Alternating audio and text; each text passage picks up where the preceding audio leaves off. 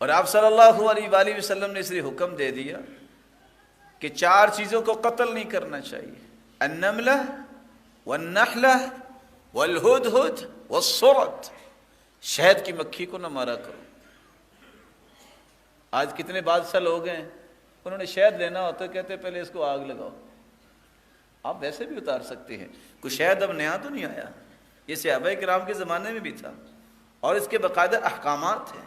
شہد کی الگ سے زکوٰۃ ذکر کی ہے، عمر بن عبدالعزیز رحمہ اللہ کی روایت ہے کہ اگر 10 مشکیزیں ہوں تو ایک مشکیزہ اس کی زکوٰۃ دینی پڑتی ہے۔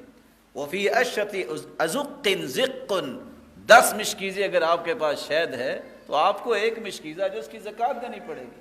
اس وقت بھی صحابہ اور اس سے پہلے بھی لوگ شہد کھاتے تھے، پہاڑوں کی چوٹیوں پہ بھی ہوتا تھا اور درختوں پہ بھی ہوتا تھا۔ اب کوئی نئی چیز تو نہیں آ گئی کہ جس کے بارے میں آپ یہ فیصلہ کر دیں کہ پہلے مکھیوں کو آگ لگائے۔ ہمارے اندر احساس ختم ہو گیا ہے، جو مکھیوں کو مارنے کے متوالے ہو جاتے ہیں پھر انسانوں کو بھی جلانے کے لیے ان کو کبھی ہوش نہیں آتی۔ اور اللہ کے رسول صلی اللہ علیہ وآلہ وسلم نے کس طرح یہ بات سمجھائی ہے کہ تم نے مکھی شہد کس کو قتل نہیں کرنا، تم نے چونٹی کو قتل نہیں کرنا، تم نے ہدہد کو قتل نہیں کرنا۔ ہمارا شکار پورا ہی اس وقت ہوتا ہے جب ہدہد کو مارتے ہیں۔ یہ چھوٹی سی چونٹی یہ آپ کا کیا بگاڑتی، کیا بگاڑتی؟ اللہ تعالیٰ نے اس کو، میں کبھی سوچتا ہوں میرے پاس تو پیمانہ نہیں ہے، اگر اس چونٹی کا سر تولا جائے تو کتنے کلو ہوگا؟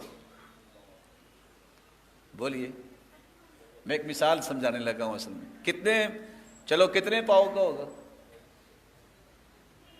کو نکالے نا کوئی ایسا پیمانہ، کیا اس کا وزن ہوگا؟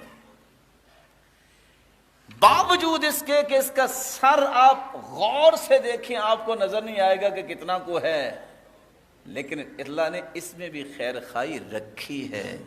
یہ ٹوٹی ہوئی ٹانگ، یہ چھوٹی سی چونٹی کس طرح سلیمان علیہ السلام کا لشکر آ رہا ہے، اس کو جب نظر آیا ہے، خبر ہوئی ہے، اللہ ذوالجلال نے اس کا قصہ قرآن میں پیش کر دیا ہے۔ یہ ٹوٹی ٹانگ والی چونٹی جو ہے گھوم کے کس طرح اپنی قوم کو بچانے کی کوشش کر رہی ہے۔ یا ایھا النمل ادخلوا مساکنکم لا یحطمنکم سلیمان وجنودہ وهم لا یشعرون۔ او چونٹیوں، اپنے اپنے بلوں میں داخل ہو جاؤ، سلیمان اور اس کا لشکر کہیں تمہیں روند نہ دے۔ کتنی بڑی خیر خواہی۔ فتبسم ضاحکا من قولها، سلیمان علیہ السلام اس کی بات سن کے مسکرا دیے، کیونکہ اللہ تعالیٰ نے ان کو بہت ساری زبانیں سکھائی تھی۔ اس خیر خواہی کی بنیاد پہ اللہ نے پوری سورت کا نام ہی سورۃ النمل رکھ دیا ہے۔ آپ میں سے دنیا میں بڑے بڑے لوگ آئے، کسی کا نام آیا قرآن مجید میں؟ دیکھے چونٹی کا نام آ گیا۔ اللہ تعالیٰ نے کیسی اس کو مثال بنا کے قرآن مجید کی ایک سورت بنا دی۔ ہدہد یہ ایک ایسا اپاچی تھا اس دور میں بھی کہ اللہ تعالیٰ نے اس کو اتنی تیز نظر دی ہے کہ زمین کے نیچے پانی دیکھ لیتا ہے۔ سلیمان علیہ السلام کے ساتھ یہ ہدہد چلتا تھا، اور جہاں پانی کی ضرورت ہوتی، جہاں پڑاؤ ڈالنا ہوتا تھا تو یہ مینشن کرتا کہ یہاں رک جاؤ۔ اور آپ سوچ سکتے ہیں کہ اس کے دماغ کو بھی آپ ذرا وزن کریں، کوئی پیرامیٹر ہونا چاہیے کہ اس کے دماغ کی اور پیچوٹری کو چیک کیا جائے کہ اس کا وزن کتنا ہے۔ 8000 کلومیٹر اس نے پروان بھری ہے۔ یہ پروان بھرنا، پرواز کرنا، کہاں یمن، کہاں شام، 2000 کلومیٹر کا فاصلہ ہے۔ ایک مرتبہ گئے یہ ہدہد، دوسری مرتبہ آیا، پھر خط لے کے گیا، پھر واپس آیا۔ 8000 کلومیٹر اس نے سفر کیا ہدہد نے۔ پسند کیا نہیں آیا اس کو، آ کے شکایت کیا کی ہے؟ وہ دیکھو وہ تو لوگ سورج کی پوجا کر رہے تھے اور عورت کو بادشاہ بنائی بیٹھے۔ کتنی عقل ہے، کتنی دانش کی بات ہے۔ آج قرآن پڑھنے والا شخص یہ قصہ پڑھتا ہے کہ ہدہد کو بھی شرک پسند نہیں آیا۔ اللہ تعالیٰ نے ہمیں 5-5 10-10 کلو کا سر دیا ہے، پھر بھی کہتے پھر کیا ہوا، پھر کیا ہوا؟ پھر ہوا ہی کچھ نہیں ہے۔